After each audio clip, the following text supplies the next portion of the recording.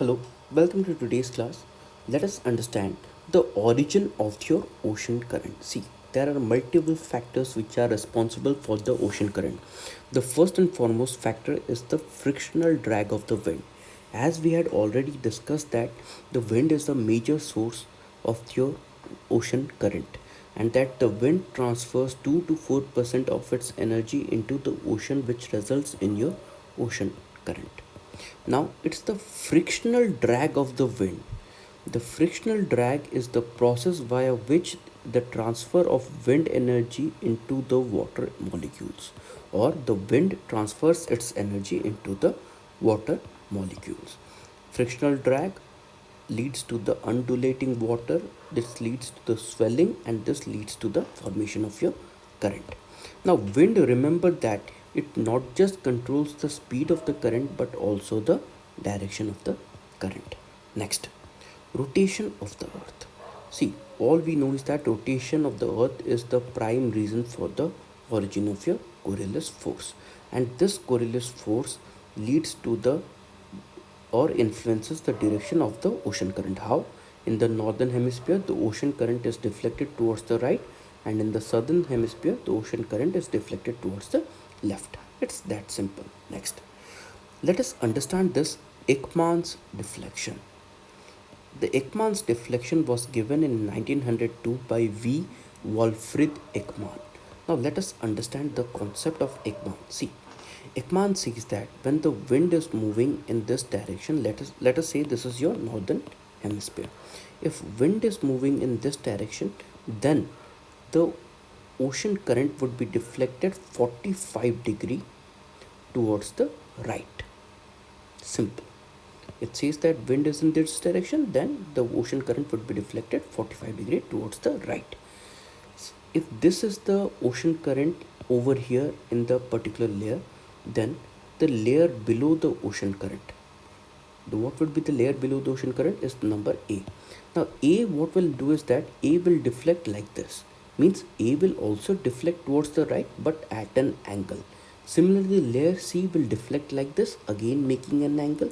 Layer D will deflect like this, again making an angle. So basically what we got is that if this is your North Atlantic drift that is moving towards this direction, then the layer below the North Atlantic drift will move like this. The layer below this layer will move like this and this. If this is one layer, this is second layer, this is third, and this is fourth. Now this particular layers, what we found is that they are completely making a circulation, and that the speed decreases as we move down. Means, as see, the wind contact with the surface is more, and as we go to the bottom the contact reduces, and with the reduction is contact, so will the speed decrease. This is as simple as it is. This is nothing but your Ekman's deflection, and this is also called your Ekman's transport. What is this Ekman's transport? Ekman's transport is net or bulk transport of the water of all layer by the ocean current due to the frictional drag of the wind to the left and right in the southern hemisphere and northern hemisphere respectively. Ekman said that yes, the Coriolis deflects them towards the right in northern and towards the left in southern, but again the ocean current has their own style of deflection. I hope this is clear. Next, we also have a geostrophic current. Now what is this geostrophic current? See, we had already discussed what is this gyrate circulation. Now this within this gyrate circulation, what happens is that there is another circulation, and this circulation is nothing but your geostrophic current. The geostrophic current are nothing but your secondary current within the subtropical gyre. It is caused due to the Coriolis, due to the Ekman spiral, due to the pressure gradient and gravity. I hope you understood that this is your Ekman spiral. That this layer, this is A, this is B, this is C, this is D, this is E, and this is F. Means as we move down, the different directions are formed by each layer of the water, and hence this leads to your Ekman's spiral. Means they are moving in a spiral rotation. Next, please look at this. How is this geostrophic current is formed? See, first of all, the current in the northern hemisphere. Let us see. This is your North Atlantic drift. This is your California current, and this is your equatorial current. Now within this there would be a geostrophic current which moves in your opposite direction. Now this opposite direction leads to the development of a water mold. What is your water mold? Water mold is nothing but a swelling within the region within this part. As a result of this, one side, that is the side towards the western side, is more steep when compared to the eastern side. Now when the western side is steep, we know that within the western side there is the flow of the warm current, and in the eastern side there is flow of the cold current. Hence, since this is steep, therefore the western current or the warm current will move at a greater speed when compared to the cold current. Again, since this is steep, what will happen is that the warm current are narrow when compared to the cold current. So from this you basically got is that the difference between the warm current and the cold current. The warm current flows to where? In the western part of the ocean. Cold current flows in the eastern part of the ocean. This is number one. Number two, the warm current has more speed. I hope you understood why it is more speed, because of the steepness of the water mold. Whereas the cold current they have less speed. Again, the warm current, last but not least, warm current are narrow, whereas your cold current are wide.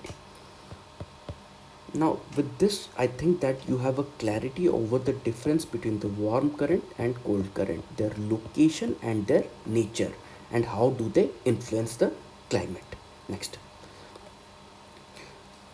see, this mold that develops, this is nothing but your western, this is, we call it as the western intensification. Means the western side is steep and the eastern side is gentler, and it is because of the steepness of this western side that the warm current, they flow very fast and they take up a narrow path. This is very simple. Next, let us look at into the what are the causes for the formation of your ocean current. The first and foremost cause is your temperature. Now look at this entire diagram. This will help you in understanding. In the equator, what happens is that we have the higher insolation. Now with the higher insolation, what will happen is that more water, what will happen is that will evaporate. But what will happen is that when you heat any substance, its volume becomes light, and as a result of it, it leads to the low density water. Hence, what will happen is that the water will flow from the low density towards your higher density. Remember that. So it is the low density water that is formed in the equator results in the transfer of the heat or the transfer towards the pole. Hence, low density water will transfer towards the high density water. Similarly, what happens is that in the pole, the water will sink. Basically, why do the water sink? We have already discussed in the first lesson itself that the water will sink because of the high density of the water in the pole. Now this high density water will, what it will do? It will move towards the equator as a subsurface water, and this subsurface water is also called deep current, or we call it thermohaline circulation. And when this water moves from the pole towards the equator, it will actually help in compensating the loss of water from the equator, and this water from the equator rises at the equator. This water from the pole rises at the equator. I hope you understood this. The water will move from the equator towards the pole. Why will it move towards the equator? Because of the high temperature in the equator, which results in the expansion of the water, hence low density water. Again, remember that in the equator itself, the precipitation is also high, and this precipitation also results in your low density water. Next, salinity. Again, ocean water flows from the low saline region to your high saline region. Again, the example of equator towards the pole. In the equator, we have 300 centimeter of rainfall when compared to the poles, and as a result of which the water density is very low when compared to the poles. Now most of you would say that sir, in the poles also there is ablated water or the melted water that is formed in the that the poles receive. or the melted water from the ice glacier, as a result of which the poles have more fresh water.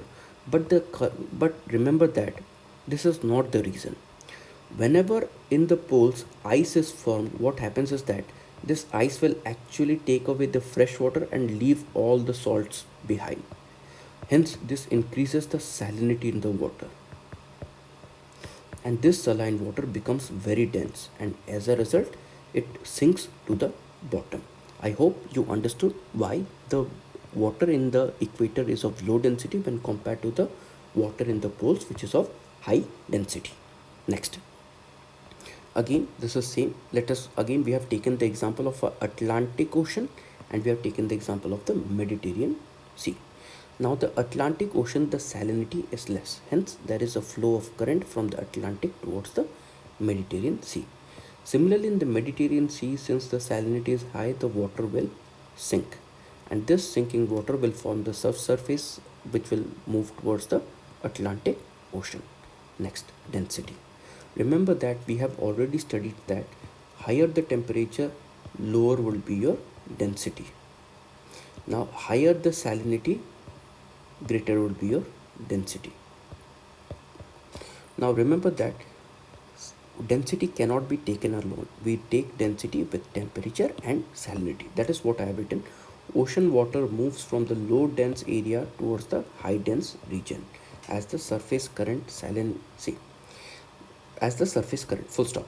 And that salinity and temperature are considered along with density. Next is your pressure gradient.